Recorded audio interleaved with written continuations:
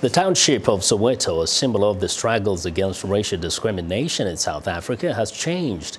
18 years after Nelson Mandela became president, some promises were not kept, but optimism is still present. The former ghetto has turned into a place of hope, a cultural hub where a new middle class has emerged. But as Emilie reports, the road out of poverty is long and challenges remain. These tourists cycling fearlessly in Soweto are finishing up a historical tour in one of the world's most famous townships, where they are taught about life during white minority rule known as apartheid. A house of a freedom fighter, Dr. Nelson Mandela. On the historic Vilakasi Street, where Nobel Prize winners Nelson Mandela and Desmond Tutu used to live, we now find fancy cafes, streetlights, and a wide display of luxurious cars.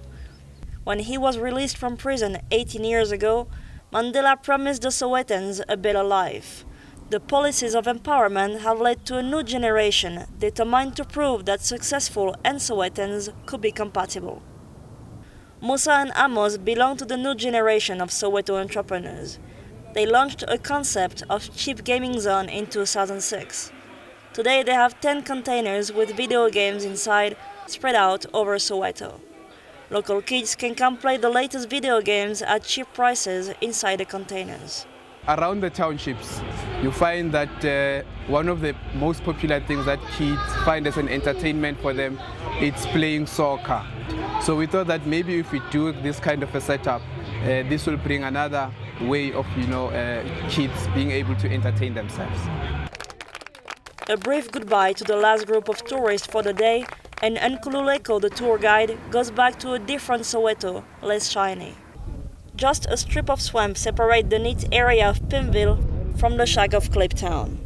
It is here that the Freedom Charter, a draft of the current South African Constitution, was signed in 1955 at the height of the anti-apartheid struggle. But despite its historical importance, Kliptown has not benefited from the same development as other parts of Soweto. Kliptown is still a lower class area that you still find people sharing a lot of things like that's supposed to be private, like toilets and communal water system. You still find taps on the street. And of course, for the fact that people are still living in tin houses or that are made of corrugated iron, that really makes it a lower class for me. Soweto, short for South West Township, is made up of 25 districts spread out over 150 square kilometers and is home to 1.2 million people. Because it was diversely developed during apartheid, the post-apartheid development didn't happen at the same pace, say history professor Noor Nistahodian. Yes, there is development, but it's uneven development. So, because next to that major development, you still have extreme poverty. But slowly, change is coming to Kliptown too. Just next to the golf course, which separates it from a more affluent area, a string of new houses was recently built to accommodate local families. Emilie for VOA News, Soweto, South Africa. For more information on any of today's stories, please visit us online at voaafrica.com and be sure to befriend us on Facebook.